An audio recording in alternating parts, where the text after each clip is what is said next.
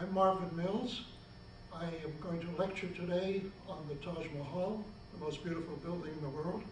And what I will attempt to show is that the Taj has been misinterpreted through the centuries up to today, and I will try to show evidence and convince you that the Taj was really not made by the Mughal dynasty, by Shah Jahan, but was built centuries earlier.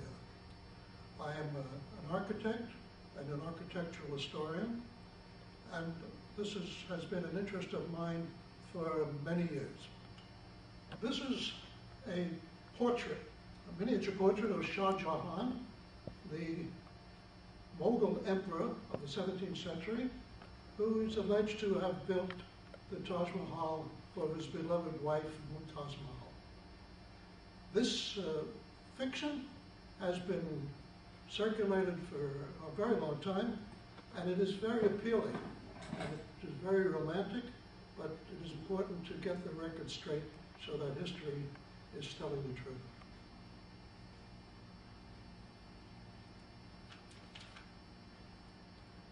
The man who first revealed that the Taj was not built by the Mughals, but was built centuries earlier by the Hindus in India, is a man named P.N.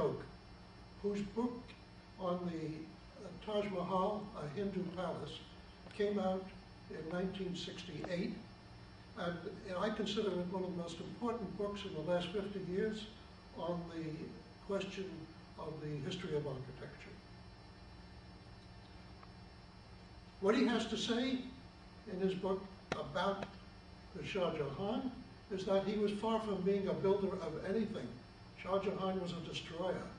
And the words of Shah Jahan's court chronicler, Mullah Abdul Hamid Lahori, it had been brought to the notice of His Majesty that during the late reign many idol temples had been begun but remained unfinished at Benares, the great stronghold of infidelity. The infidels were now desirous of completing them. His Majesty, the defender of the faith, gave orders that all the temples that had begun should be cast down. It was now reported that 76 temples had been destroyed in Benares. So that this man, whose record of building in India depends on his having an ecumenical attitude, a fair attitude, a reasonable attitude towards his Hindu subjects, was really quite the opposite. He was dedicated, a man opposed to the Hindu religion and all its symbols that were incorporated in its architecture. And here's the Taj Mahal, as everyone thinks of it. It is absolutely a stunning building, but the odd part is that it is really a more beautiful building than it has been given credit for. Why? Because it has been assumed that this is a tomb for the wife of Taj Mahal, but actually it was a palace for an earlier Hindu ruler. Since its real function is to have been a palace rather than a tomb, then its beauty is enhanced because its form is more fitting to its function as a palace than as a tomb, as I shall try to demonstrate. The symbols in the Taj are overwhelmingly Hindu, and while it may appear to be Muslim to most of us, it is only because we're reading back into history from the Taj, saying if this is the Taj, then these must be Muslim symbols and forms. But notice in the lotus leaf here that this form, this semicircular horseshoe form, is based on the lotus leaf, and the lotus leaf is the most important symbol in all of the Hindu religion, perhaps. This form is repeated in the bulbous dome of the Taj Mahal. We also have to consider that if this is a building that was around in the 17th century, then it must have been, somebody must have noticed it, somebody must have lived there. what's the record of it having been there up to the 17th century? And in this case, we have the Chronicles of Babur, the first of the Mughal emperor. This in Persian, which, when translated by P.N. Oak, reveals that in these words, in that chronicle, that it was indeed an extremely lofty, full of verdure to the south of the great city, Agra. Prior to this was the palace of Raja Man Singh. In exchange of that, the Grand Palace was granted government land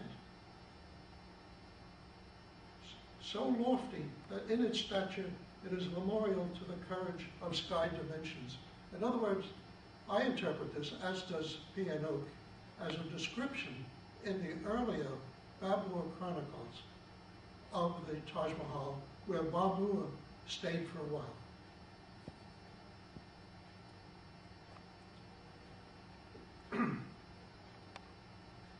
There was a meeting there that was recorded in the Babur Chronicles, that a large party was held in the pillared porch of a dome building standing in the middle of Sultan Ibrahim's private apartments. This too is a description, in my view, of the Taj Mahal. And here's the Taj. As one approaches it from the entry, it is beautifully outlined against the sky. It is a sculptural piece. It is beautifully designed, and here I'm showing you a picture of, this is Vishnu. This is the most important of the Hindu gods, and he is lying on the great serpent, asleep, waiting for the world to begin anew. The world begins with a lotus growing from the stomach of Vishnu. Brahma is seated there, and Brahma calls for, begins to call for the world to be brought into existence. These symbols are extremely important and are illustrated in the Taj themselves. It is Shiva who dances the world into existence and dances it out of existence. And there are symbols of Shiva in the Taj. Mind you, no symbol, no Hindu symbols would have been allowed had this been built by the Mughals, because of all the religions that the Mughals opposed, it was Hinduism that was perhaps their most, that they're most antagonistic to. This is a picture, this is a painting in the Ajanta caves, 2nd century BC to 6th century AD, of the Bodhisattva Padmapani. This Bodhisattva of compassion and grace is here holding the lotus, this great symbol of Hinduism.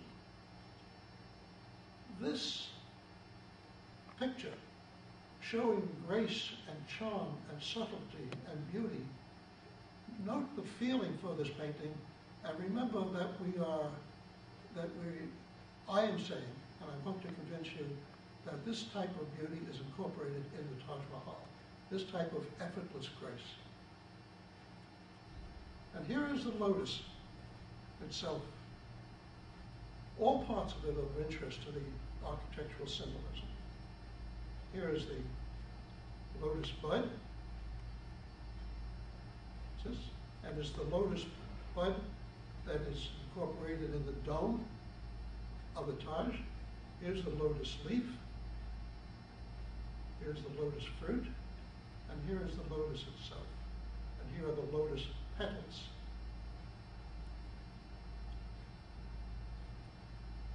Here's a site plan of the Taj. Notice it's a very complex thing. This is the Taj building itself that we're familiar with, but it's a complex involving gardens, residences, mosque, entryway, courtyard, and a wall that surrounds. It is oriented north, south, east, west, so that you come in the south, and this is the north, and the Jumna River is here along its northern edge. This is the orientation that is generally used by Hindu temples, but not generally used by a Muslim mosque, which would necessarily be oriented to Mecca. In this case, the mosque that you see here is oriented due west, and Mecca is not due west, it's some 12 degrees off, so that it leads one to believe that perhaps this was not indeed a mosque when it was begun.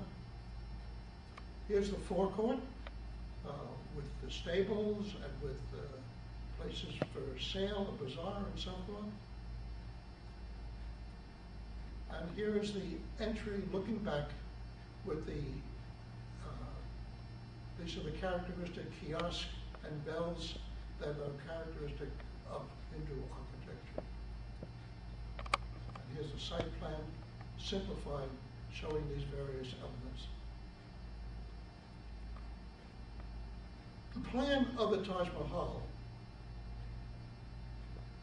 is biaxially symmetrical, as you can see. Here are entrances on 4 sides. Here is the central atrium. Here is the screen that surrounds the cenotaph.